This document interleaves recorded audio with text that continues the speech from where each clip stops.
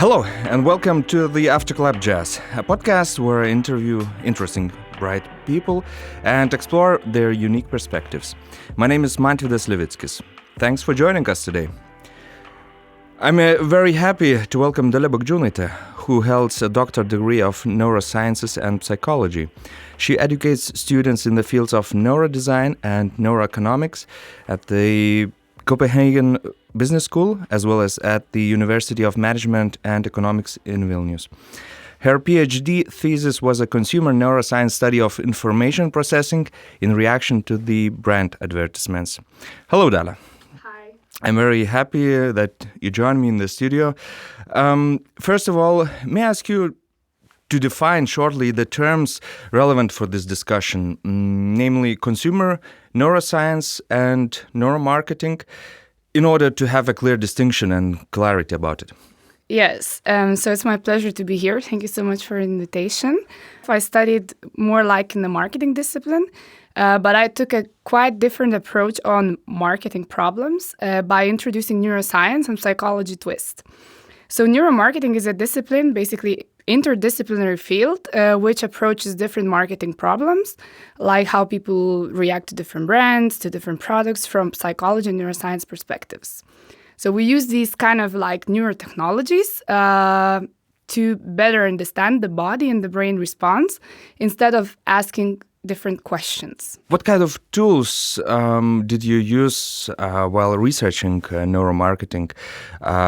Because I'm asking because you were researching like multiple fields, multiple aspects, cognitive, emotional, behavioral responses that characterize consumer brand interactions.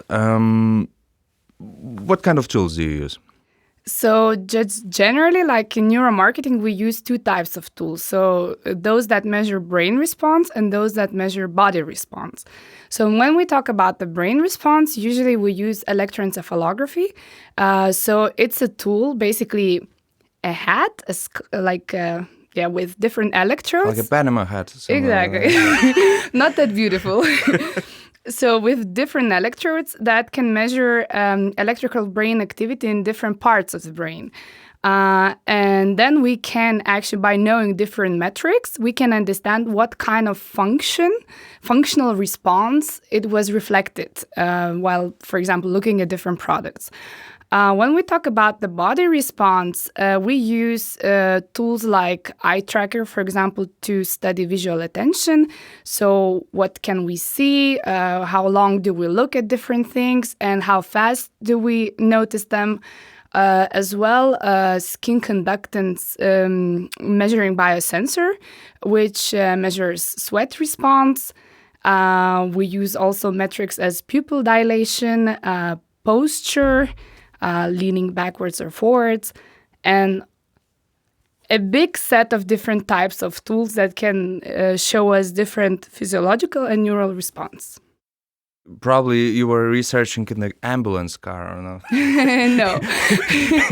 In my research, I used only three tools. So I used electroencephalography, eye tracking, and skin conductance. Okay. Let's speak shortly about the perspectives of neuromarketing. For you, probably the most exciting application of neuromarketing is probably consumer psychology. While I was researching this topic, I discovered architecture. And for me, it's undoubtedly the most uncommon area for using application of neuromarketing. I was impressed.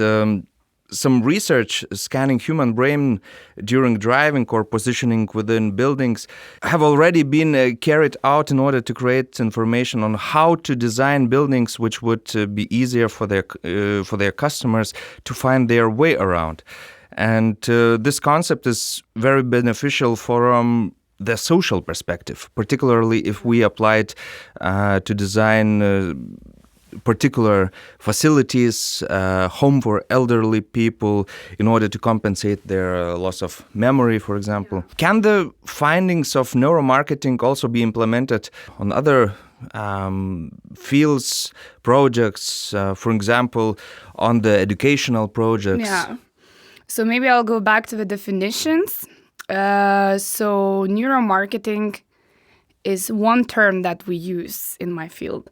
Another term that we use as well when we talk about consumer behavior, we say consumer neuroscience.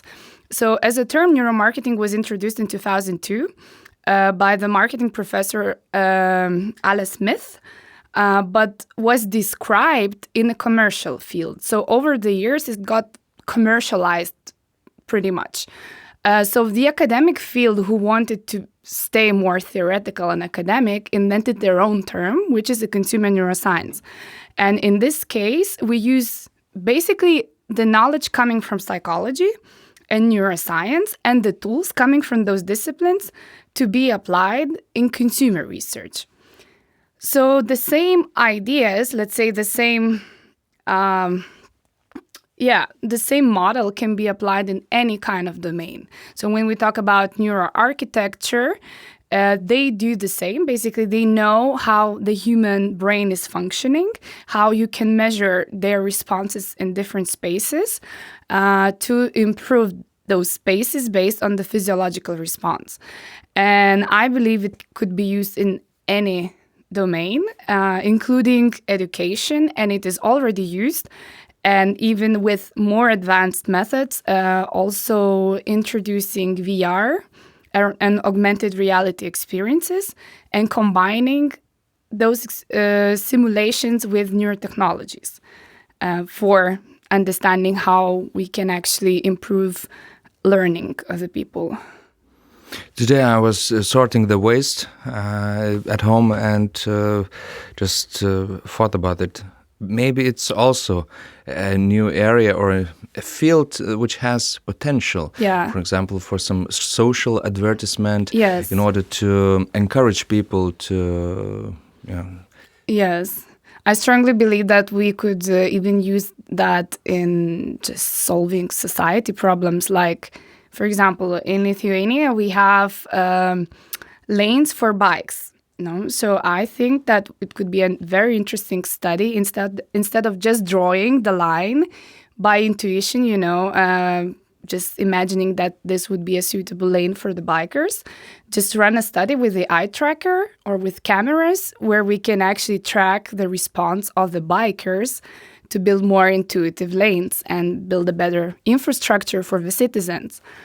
As well as you say, maybe, for example, foster a cultural change, like reduce stigmatization of mental illnesses or disorders by actually applying neuromarketing tools to change the habits and responses and attitudes of the people. Political science analysts can draw exact and wide conclusions about election result scales by asking poll participants particular type of questions. Even though the concern that neuromarketing controls consumers is rather unrealistic because the control is quite different from influence, in my personal opinion, in the field of politics, neuromarketing may become a dangerous trigger, maybe a manipulative tool. What kind of danger in the field of politics we could recognize? Does this field face any criticism?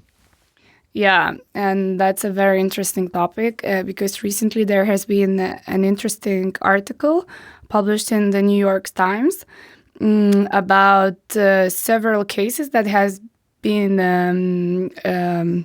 noticed, I think, in Mexico and the US for using neuromarketing tools to measure the effectiveness of the advertising campaigns. And there was a lot of criticism and questions whether that's ethical and whether that's an ethical use of these kind of methods and approaches, and whether that's already invading a free will of the citizens. And I don't know, I could doubt about that a bit. I do see the danger of maybe if the people who use that are not transparent. Because I think there should be a transparency that certain advertisement was made by using these and these type of methods. And then you as a consumer are more like aware, let's say, or like as a person who's watching that ad, is more aware of, okay, how it was designed and how it's affecting the people. Another thing is that I also don't know where is the line anymore in the ethics nowadays, because there is so much data that is collected just basically on any website, and we don't know how it's used, even though we have like data protection laws and so on. But still, I think it's very hard already to control what's going on. And I believe with the development of the technologies, we will have less privacy and more changes in just generally in how everything is functioning, how advertising is functioning, how we as a human beings are functioning in this world.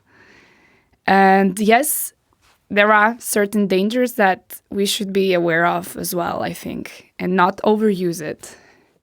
Speaking about danger, in your research, you were focusing on people that are facing some impulsive buying phases. Researchers propose that such consumer characteristics as reduced need for comparison of product with the others or decreased levels of budget awareness can be used to define a compulsive buying style. How does compulsive buying differ from usual shopping, usual buying activities? What reasons do cause compulsive buying behavior?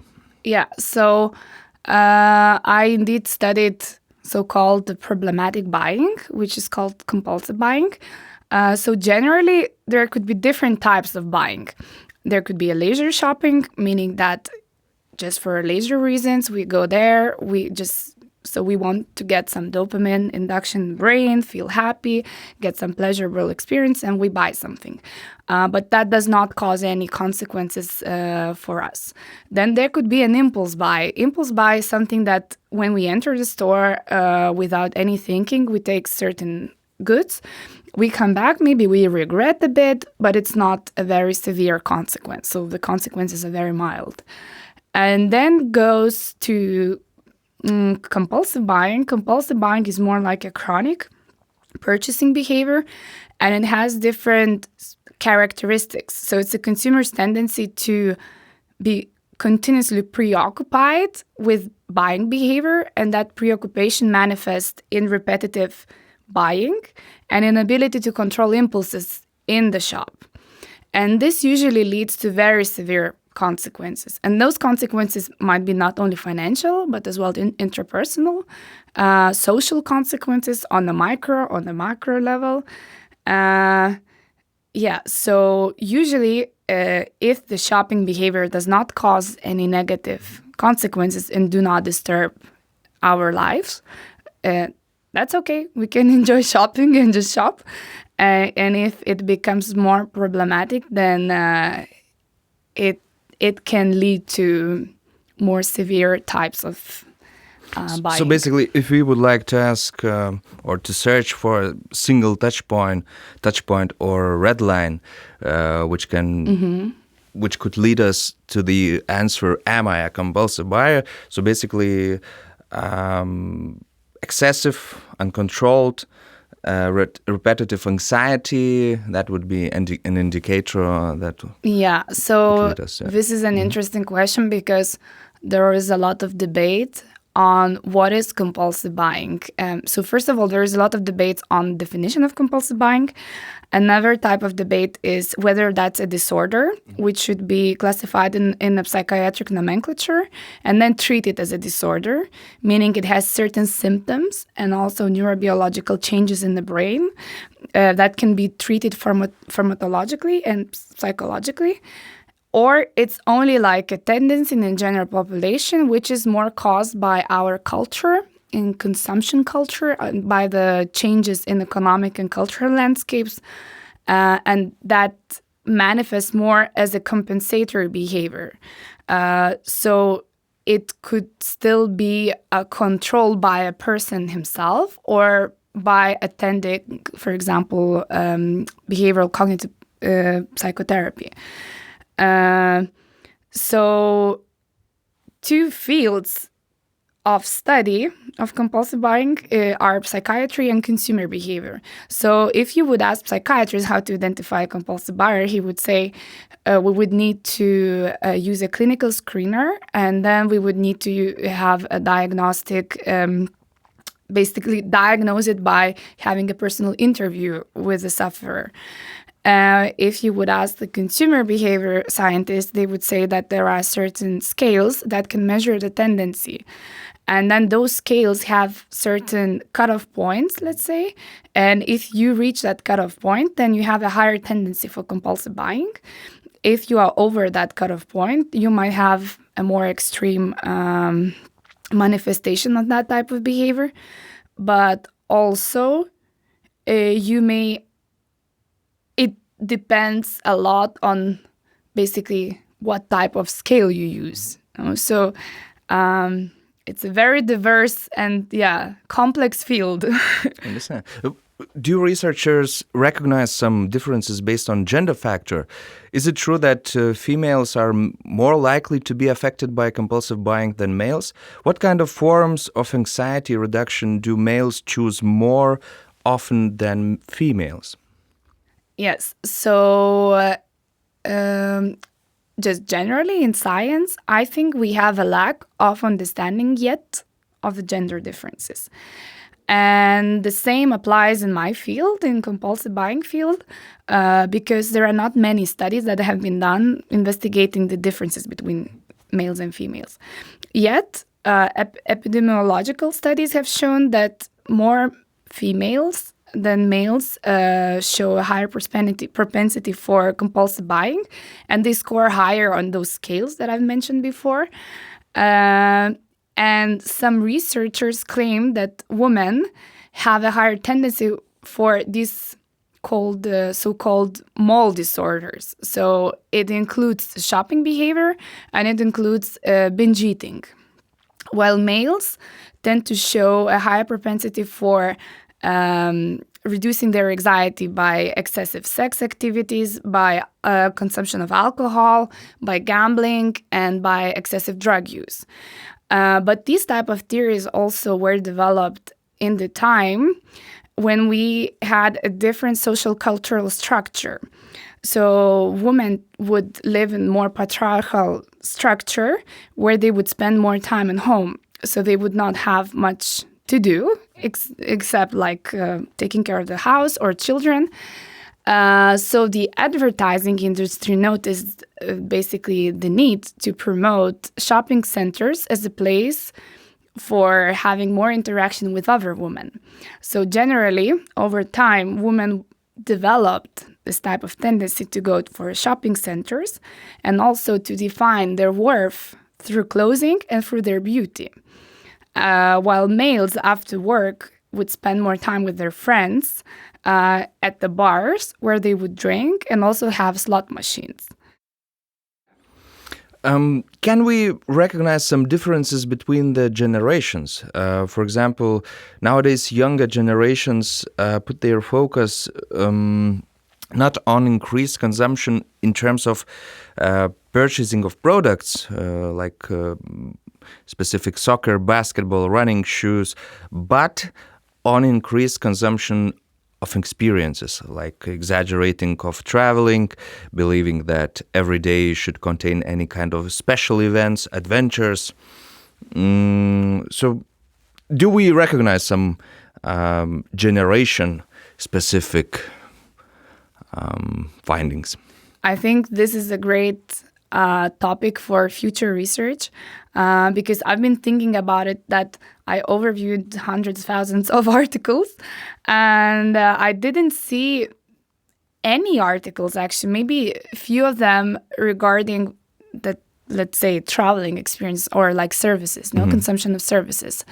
And I think it is an interesting topic. But in compulsive buying domain, what science shows is that the compulsive buying by itself can be context dependent. So, for example, there could be a sample of women, a group of women that would like luxury products, then other group of women that would be more prone towards for example, shoes only, and then people, including males, who would like books.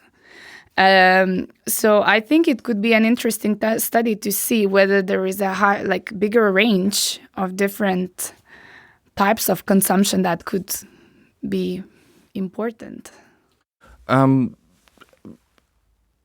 Speaking about the compulsive buying behavior, the time span of euphoria experienced during the compulsive buying episode is short-lived and is often followed, as you mentioned, by feelings of guilt, depression.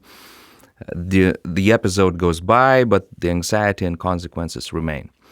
How to cope with the compulsive buying behavior? Did you recognize some patterns of healing during your study in this discourse? I understand you're not a psychiatrist, etc., but maybe you discovered any kind of findings also.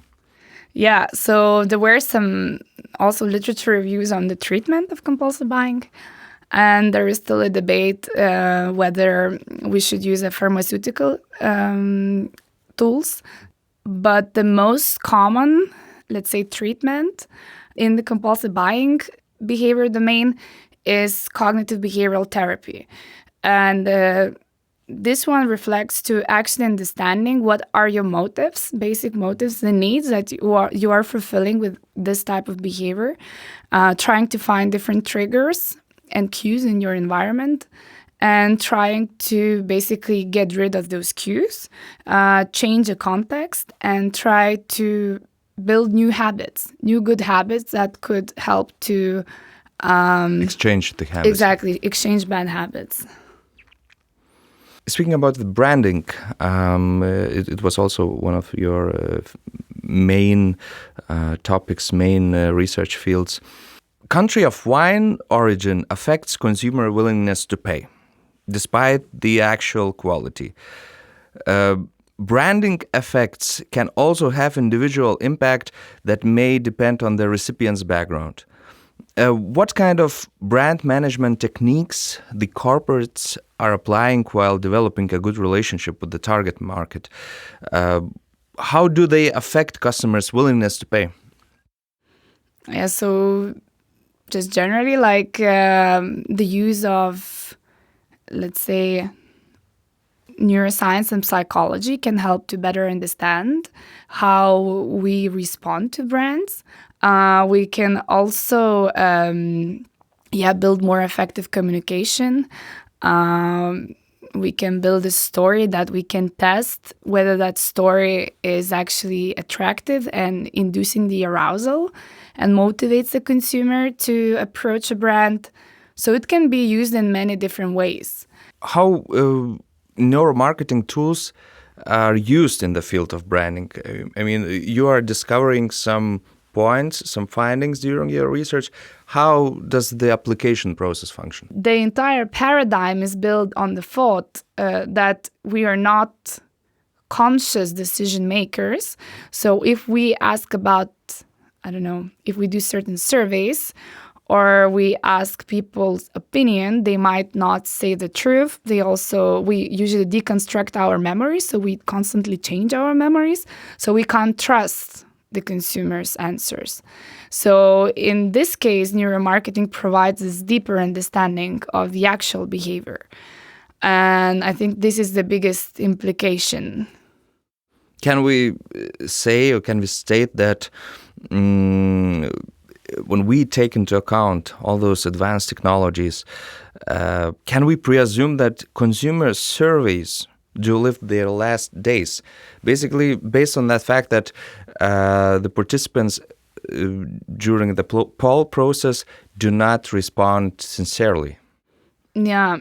So I think that we are coming to the time where we start merging different methods because I believe consumer surveys, maybe more like in-depth interviews or even, I would say in-depth interviews, can provide good insight, qualitative insights of why they are doing what they are doing, where neurotechnologies or neuromarketing tools can help to understand what's behind that. So what is the mechanism of this type of behavior? So I think it's not going towards the end, but definitely Going. it should be, I don't know, the traditional practices should be improved. Because I don't think that many companies are actually doing that. But I think it should be improved. Dalia, it was a pleasure to talk to you today. Thank you. Thanks for joining us on Afterclap Jazz. Be sure to visit Afterclap Jazz on Facebook in order to join the conversations. And do not forget to subscribe my podcast on Spotify, iTunes or YouTube. Connect with us using the email address info@afterclapjazz.com. Goodbye. Bye-bye.